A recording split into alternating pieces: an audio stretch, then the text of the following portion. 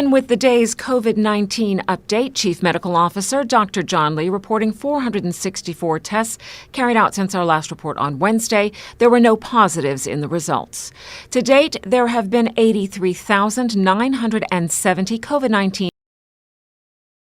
vaccinations given in total in the islands. Of these, 45,195, which is 70% of the estimated population of 65,000, have had at least one dose of a COVID-19 vaccine, and 60%, that's 38,775, have completed the two-dose course. The Public Health Department tonight is reassuring the public about the supply of COVID-19 vaccine, issuing a short statement to that end today. It says due to the success of the uptake of the COVID-19 vaccine over recent weeks, the Public Health Department anticipates the current batch of Pfizer vaccine will be fully utilized within the coming days. Now, additional vaccines are scheduled to arrive from the UK on June 16th, so people who are due second doses after the completion of the current supply shouldn't be concerned, since their second dose will be given from the new shipment of vaccines. Public Health says these individuals will have dedicated clinics on June 17th, 18th, and 19th. His Excellency Governor Martin Roper issued a statement today on the UK government decision that Cayman and all the overseas territories, for that matter, will remain on the amber rating list for travel to the UK. Radio Cayman's Shanda Gallego has more. Governor Roper says he is, quote, very disappointed, like many in the community, that the country will for now remain on the amber rating list, also known as the traffic light system. It's a list which determines what travelers must do on arrival, linked to the COVID-19 situation in the country from which they are traveling, as well as vaccination rates and availability of genomic sequencing. What this means is on arrival into England, a period of 10 days isolation is mandatory with PCR tests on days 2 and 8. There remains the option to pay for the test to released scheme after 5 days. A negative result ends self-isolation early. The UK government has been keeping a close eye on the uptick of COVID-19 cases in the UK due to the Indian variant, also known as the Delta variant. While there was widespread hope for new destinations to be added to England's green list of countries where quarantine-free travel is permitted, the UK took the decision that it did not want to add any countries or territories to the green list at this point. Portugal was removed from the green list. Several countries were added to the red list. The statement by the governor notes his office has provided lots of information to the UK government of transport over the last 3 weeks, citing Cayman's COVID policies, vaccine uptake, and the recently acquired capacity to undertake genomic sequencing used to detect variants of concern. Governor Roper states the Premier wrote to UK ministers, and he personally raised this at senior levels in the UK. Governor Roper says it is hard to understand why Cayman is not on the green, despite setting out a compelling case. The decision by the UK, Governor Roper says, reflects great caution about international travel and the extremely difficult challenge the UK faces in managing the risks from COVID.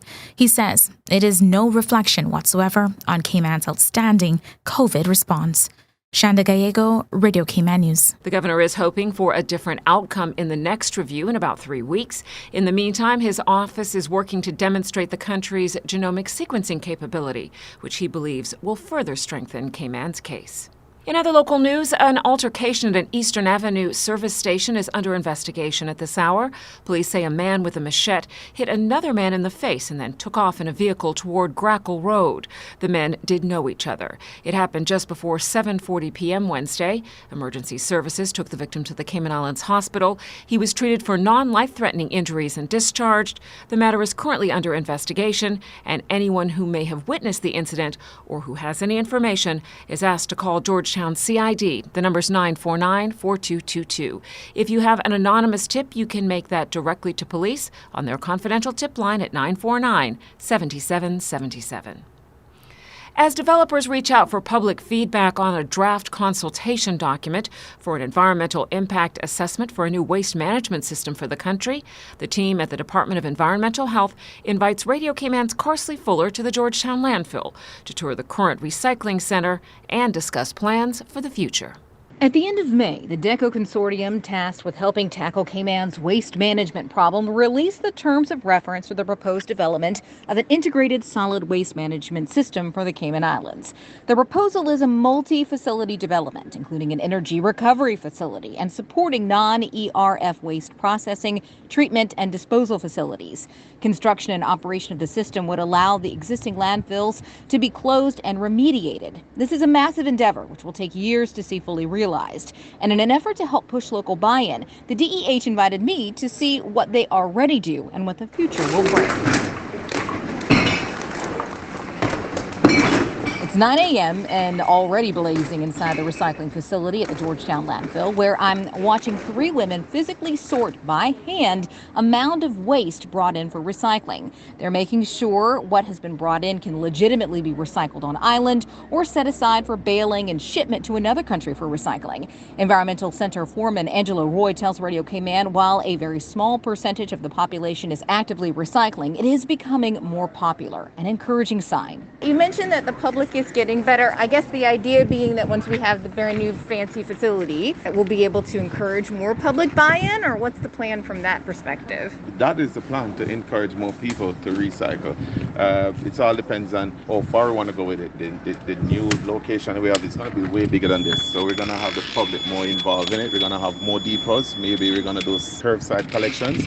But that's a long way away. And as Assistant Director of Solid Waste Michael Howarth says, the consumer needs to take ownership of their trash. DEH don't make the garbage. We handle it and manage it in a proper way. At the moment, the depots are there and they'll be serviced by people who are positively engaged in the process.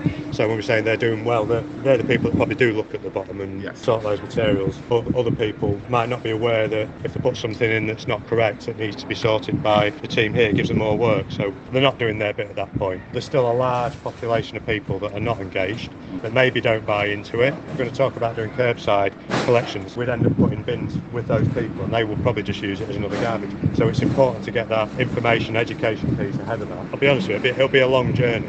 With the new facility set to come online, the DEH wants to make sure to avoid pitfalls that other countries have made in the past. What we don't want to do is build a large facility, put lots of bins everywhere, and the only materials that come into that new facility is garbage, because people have used it as another bin, and that's happened in other places in the world where they'll go, right, let's build the big site, the big £10 million facility, and they've struggled to get the material out the back because of contamination. We don't want to be in that position here. We want to take the right steps and learn as we go along. We have our own, island eccentricities that we have to deal with. And once we've got all those on board, then we can build on that basis.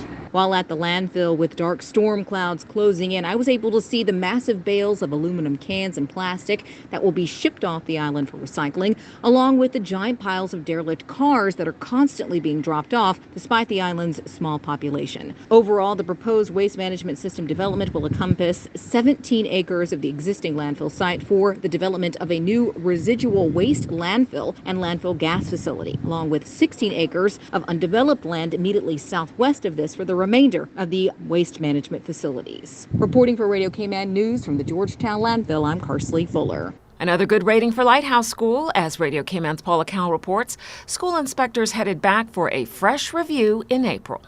Back in February 2019, the Education Center for 120 students between the ages of 5 and 17 with special needs netted a good rating from the team at the Office of Education Standards.